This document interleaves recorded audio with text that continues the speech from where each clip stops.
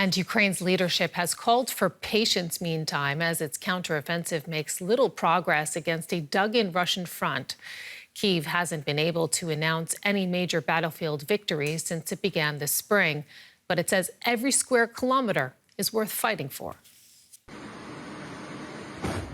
Ukraine launched its spring offensive in June after months of anticipation, but so far gains have been modest. Even President Volodymyr Zelensky has acknowledged that the counteroffensive has been slower than many had hoped. Not everything is easy. There are certain difficulties because, first of all, our land is mined. We would like to be making bigger gains. They're smaller than what we want. A look at Ukraine's geography helps to explain why. For months, the front line has been largely unchanged. It's thought Ukrainian forces would try to push through Russian lines in the south and east.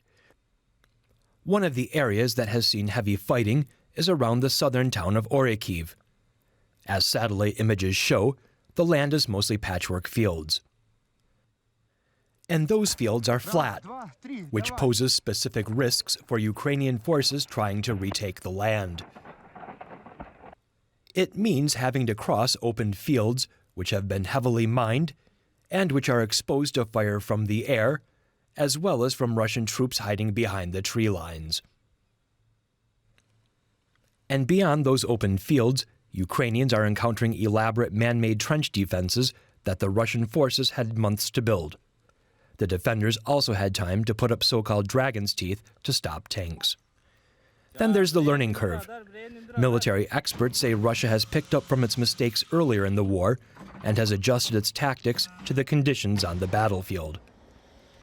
Still, analysts say Ukraine's counteroffensive is capable of making progress, despite the unforgiving terrain. But it will take time. And for more on this, I am joined now by Anthony King, Chair of War Studies at the University of Warwick's Politics and International Studies Department. Thank you so much for joining us. The Ukrainian counteroffensive is in its fifth week. How would you assess its progress? Well, I mean, as your commentator just absolutely rightly said, it's slow. But I don't think anyone who's been following the war closely has been surprised by this. I mean, you've talked absolutely rightly of the Russians have had months to build up defensive positions. They're very heavily armed. They've got very heavily, very heavy artillery. That's covered by surveillance drones. So this counteroffensive was always going to be difficult. And as I say, nobody has been surprised by the difficulty. Yeah, perhaps some commentators thought there might be some initial increase of territory gain, but it was always going to be a slow attritional fight. And one of the crucial things also here is the relative force sizes. Ukrainians have got an army now of about 150,000, 200,000, but so have the Russians. So the Ukrainians don't have massive advantage in terms of either actually equipment, although they've got some good Western equipment now, or crucially in terms of numbers. And it's those numbers that really are making sure that there is an attritional, brutal fight going on. So it's disappointing, but it's no surprise. So let's dig into the reasons behind some of the challenges, because, I mean, we had heard in the months preceding this counteroffensive about Ukraine's partners spending those months arming it with fresh Western weapons, fresh training for the forces in the counteroffensive. Is it a case of that just not being enough? Well, it's difficult to say. I mean, they've produced, I mean, all the reports are they've got 12 very good, well-equipped brigades with Leopard tanks, with Challenger tanks, with Abraham tanks, etc., and with new artillery systems. You know, is it enough? Well, in a certain sense, no, because the offensive isn't as quick as it could be. But there's a certain limit to the amount of support that's possible. And it's also, in terms of building an army, I mean, it's a very impressive achievement that Western forces supported the Ukrainians to rebuild an army to the size of what it is, 150,000, 200,000 strong. It's just not practical to rebuild an army bigger than that in the time that they've had, and in terms of they've actually been fighting all the time. So a lot of those recruits that have been trained have been fed into the Battle of Bakhmut. So the forces and the support is as high as it could be. There's a few weapon systems like F-16s that have not been delivered. But the fact is that this is a very difficult war. And in the view of most people, certainly myself, it's going to be a long fight. There are going to be no simple solutions here. The U.S. says, we've had this announcement in the past week, that it will send Ukraine controversial cluster bombs. It plans to do so.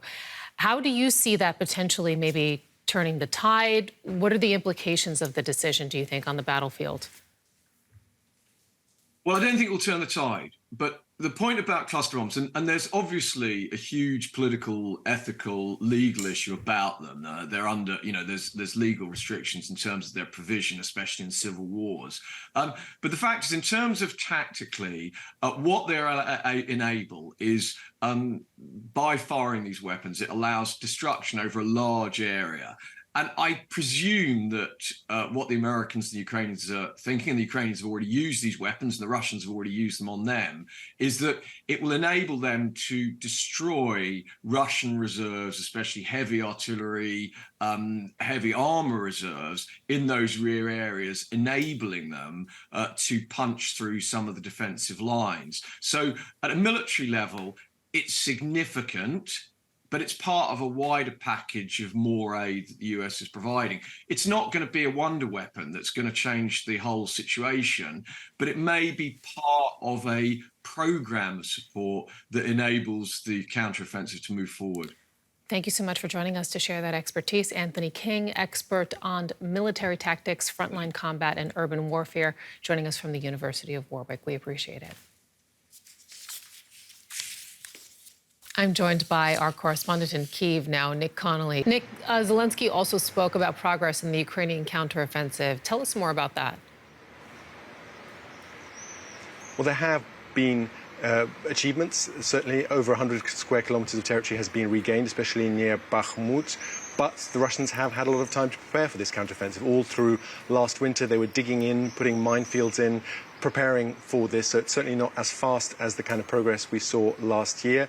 And part of that is also technology. Drones in the air mean that there is no real chance for any kind of surprise tactics. We went to see some drone operators in Donetsk region. Let's have a look at what they were having to say.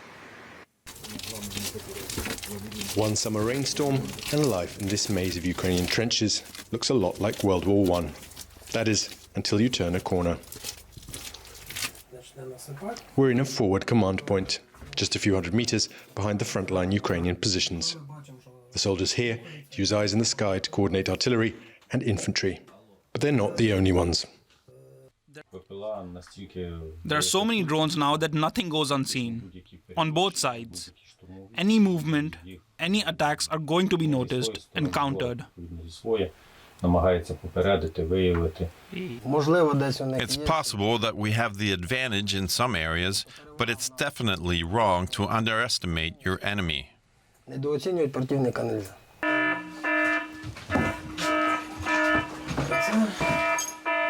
So we just heard a warning signal over the computer systems there. That means that there is a Russian drone overhead. They're just trying to work out if this is a drone that is about to coordinate an artillery attack on the positions where we are here, or whether it just happens to be flying through the airspace above our heads. The kind of high tech that fills the space is not the only early warning system the Ukrainian soldiers have learned to rely on. The last time a kamikaze drone came our way, none of the soldiers heard it. But the dog heard it. The dog ran for cover in the trench, and the boys realized something was up. This is a dog that never normally hides when there's artillery, but that time he ran. Our boys managed to get to safety, and the drone came down without injuring anybody. That dog, who bites everyone, saved their lives. He's called Cake. When you step away from all the screens, you realize that this control room is just a shipping container buried in a trench. albeit one with satellite internet connection and round-the-clock power from a generator.